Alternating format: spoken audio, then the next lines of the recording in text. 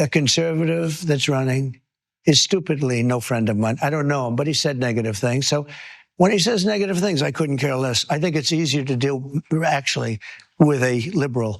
Mark Carney ने 14 साल से अधिक समय से कनाडा में नहीं रहे हैं। उन्होंने हाल ही में कनाडा में रहना शुरू किया क्योंकि प्रधानमंत्री के रूप में निवासी होना बहुत अच्छा लगता है। इसके बजाय उन्होंने एक दशक ट्रंप के सहयोगियों को समृद्ध करने, मस्क के साम्राज्य को वित्त पोषित करने और चीन की तकनीकी प्रभुत्व को सक्षम करने में बिताए और इसी बीच कनाडा की संपत्ति को बाहर स्थानांतरित किया। तो अगर आपको पता चले कि कनाडा के अगले प्रधानमंत्री ने पिछले 4 साल डोनाल्ड ट्रंप, एलन मस्क और चीन के सबसे बड़े टेक निवेशकों के आंतरिक सर्कल के साथ आलोचक के रूप में नहीं बल्कि एक साझेदार और निवेशक के रूप में काम करते हुए बिताए हैं, तो क्या होगा? क्या होगा अगर उसने पहले ही दिखा दिया है कि उसकी निष्ठा कहाँ है और वह कनाडा के साथ नहीं है? आपके पास मार्क के लिए कौन से प्रश्न होंगे? मार्क कार्नी पर प्रश्न चिन्ह। मार्क कार्नी कनाडा का नेतृत्व करना चाहते हैं। मार्क कार्नी चाहते हैं कि हम उन्हें कनाडा के भविष्य की मास्टर चाबी सौंप दें, लेकिन इससे पहले कि हम दरवाजा खोलें और उन्हें अंदर आने दें, इससे पहले कि हम उन पर सब कुछ भरोसा करें, हमें उत्तर चाहिए। हमारे पास गंभीर प्रश्न हैं, प्रश्न चिन्ह जो मार्क के रिश्तों, मार्क के निर्णयों और मार्क कार्नी वास्तव में किसके लिए काम कर रहे हैं के ऊपर लगे हैं, क्योंकि यह निश्चित रूप से ऐसा नहीं लगता कि वह हमारे लिए काम कर रहे हैं। आइए पैसे को ही देखें। मार्क कार्नी ने जनवरी 2021 से मार्च 2025 तक 4 साल से अधिक समय स्ट्राइप के निदेशक मंडल में बिताया। स्ट्राइप एक $70 अरब का वित्तीय दिग्गज है, जिसमें 7,000 कर्मचारी हैं और 10 लाख से अधिक सक्रिय ग्राहक हैं। यह एक ऑनलाइन भुगतान प्रसंस्करण प्रणाली है जो एलोन मस्क और पीटर थियल द्वारा स्थापित भुगतान प्रसंस्करण कंपनी पेपाल से ज्यादा अलग नहीं है। सेब पेड़ से दूर नहीं गिरता। जैसे उन्होंने पेपाल के साथ किया था, एलन मस्क और पीटर थियल ने स्ट्राइप के प्रारंभिक चरण में प्रमुख शुरुआती निवेशकों के रूप में लाखों डॉलर लगाए और वे आज भी कंपनी में भारी निवेशित हैं। एलन मस्क और पीटर थियल वैश्विक प्रौद्योगिकी और अमेरिकी राजनीति के 2 सबसे प्रभावशाली और विभाजनकारी व्यक्ति। पीटर थियल, जो ट्रंप के करीबी साथी हैं, ने जेडी वॉन्स को उपाध्यक्ष बनने में आर्थिक सहायता दी। उनकी कंपनी फाउंडर्स फंड अब भी स्ट्राइप में एक प्रमुख निवेशक है।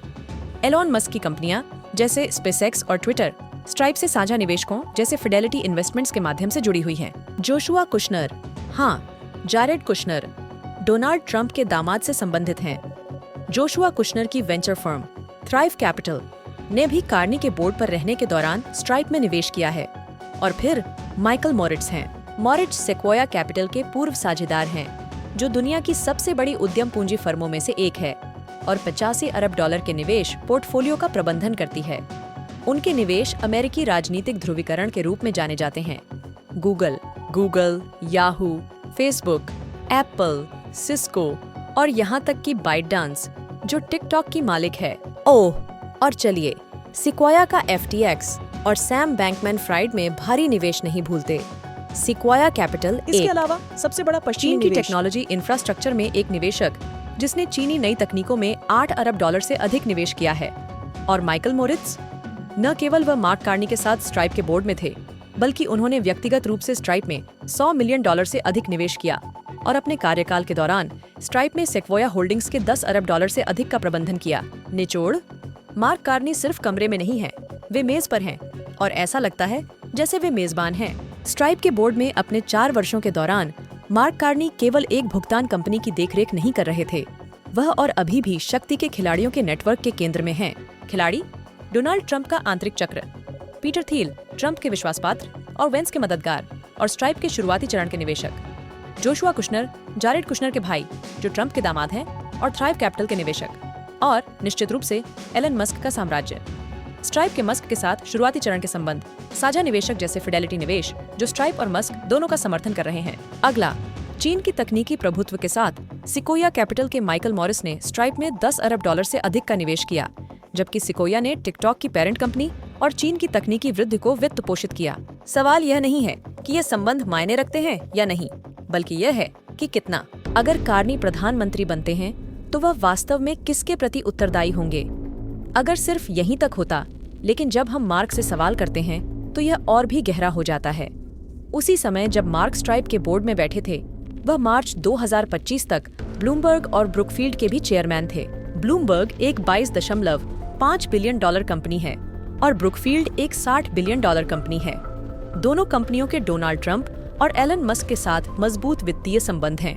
ब्लूमबर्ग न्यूयॉर्क स्थित वित्तीय डेटा और विश्लेषण के लिए तकनीकी उपकरण और वित्तीय समाचार रिपोर्टिंग प्रदान करता है। और जबकि माइकल ब्लूमबर्ग और डोनाल्ड ट्रंप प्रतिद्वंद्वी हैं, दोनों के बीच मजबूत लाभकारी व्यापारिक संबंध हैं। ब्रुकफील्ड, जो पहले टोरंटो, कनाडा में स्थित था, रियल एस्टेट और नवीकरणीय ऊर्जा क्षेत्रों में लगभग $1 ट्रिलियन की संपत्ति का प्रबंधन करता है। ब्रुकफील्ड ने ट्रंप के वॉशिंगटन डीसी होटल में $375 मिलियन से अधिक का निवेश किया, जिसे अब वॉल्डॉर्फ एस्टोरिया के नाम से पुनः ब्रांड किया गया है। इसके अलावा ब्रुकफील्ड का $250 मिलियन का निवेश भी उल्लेखनीय है, जो एलन मस्क के ट्विटर खरीदने के वित्त पोषण में मदद करने के लिए था, अब जिसे एक्स कहा जाता है। कार्नी के नेतृत्व में यह एक महत्वपूर्ण निवेश था। यह एकमात्र संबंध नहीं है। याद करें मस्क की दी बोरिंग कंपनी का लक्ष्य उच्च गति वाली भूमिगत सुरंगों का निर्माण करके यातायात जाम को कम करना है। बोरिंग कंपनी में ब्रुकफील्ड और सिकोया ने भारी निवेश किया था, जिससे मस्क के $670 मिलियन के सीरीज सी वृद्धि का बड़ा हिस्सा फंड किया गया। लेकिन यहीं पर मार्क कार्नी की कहानी वास्तव में दिलचस्प होती है। डोनाल्ड ट्रंप के 2024 के चुनाव जीतने के केवल 6 दिन बाद और कनाडाई व्यापारों पर टैरिफ का संकेत देने के बाद मार्क कार्नी ने ब्रुकफील्ड और इसकी $1 ट्रिलियन की संपत्ति पोर्टफोलियो को कनाडा से निकालकर न्यूयॉर्क में ले गए। इस पर विचार करें। मार्क कार्नी के नियंत्रण में लगभग $1 ट्रिलियन की संपत्तियां कनाडा से बाहर निकाली गईं।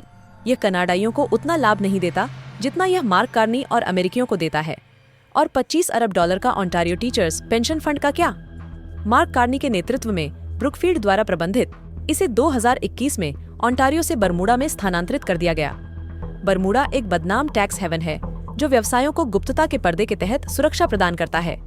प्रश्न चिन्ह, क्यों आप एक कनाडाई पेंशन फंड को गोपनीयता में ढके टैक्स हेवन में स्थानांतरित करेंगे? व्यवसाय टैक्स से बचने के लिए संपत्तियां टैक्स हेवन में स्थानांतरित करते हैं, जबकि कंपनी की स्वामित्व और वित्तीय सौदों में मूल देश का राजस्व खो देता है और वित्तीय प्रवाह का पता लगाना या भ्रष्टाचार, मनी लॉन्ड्रिंग या अन्य अवैध गतिविधियों की जांच करना लगभग असंभव हो जाता है।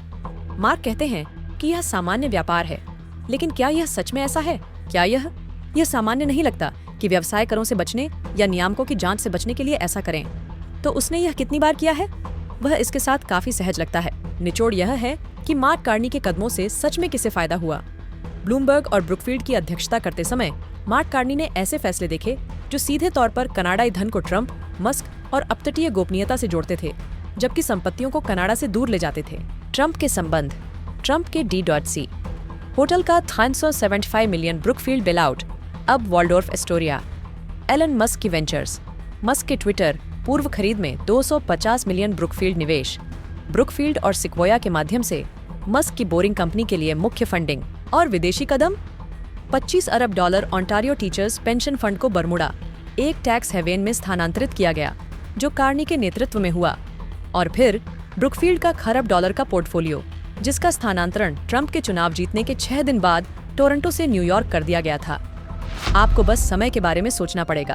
पैटर्न, कनाडाई पूंजी को अमेरिकी हितों में पुनर्निर्देशित किया गया है। ट्रंप और मस्क से जुड़े सौदे और टैक्स हेवन, सब कुछ कार्नी की निगरानी में।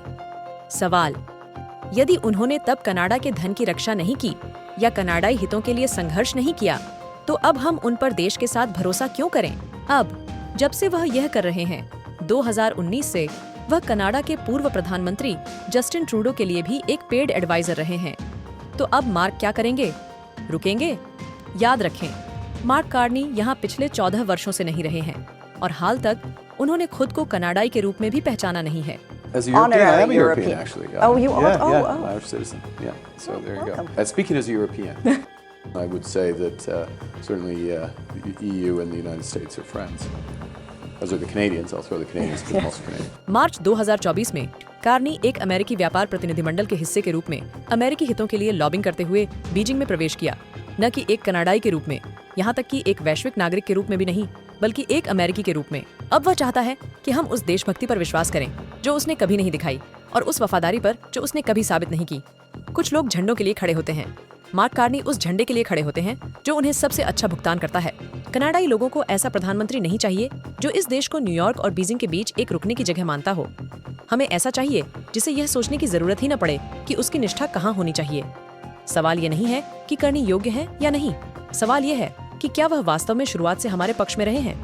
करनी के लिए वोट सिर्फ एक राजनेता के लिए नहीं है, बल्कि उसके पूरे नेटवर्क के लिए वोट है। ट्रंप के सहयोगी, मस्क का साम्राज्य और बीजिंग की वैश्विक प्रौद्योगिकी महत्वाकांक्षाएं। तो समझदारी से चुने कनाडा, क्योंकि मार्क कार्नी के लिए कनाडा सेवा करने के लिए एक राष्ट्र नहीं है, यह लाभ उठाने के लिए एक संपत्ति है। और अगर इतिहास ने हमें कुछ सिखाया है तो हम पहले से ही जानते हैं कि जब मार्क सौदा करते हैं तो किसे लाभ होता है। I think it's easier to deal actually with a liberal. ये सब अचानक समझ में आता है। सुनो, कनाडा, मार्क से हाथ मिलाने के बाद अपनी उंगलियां गिनना,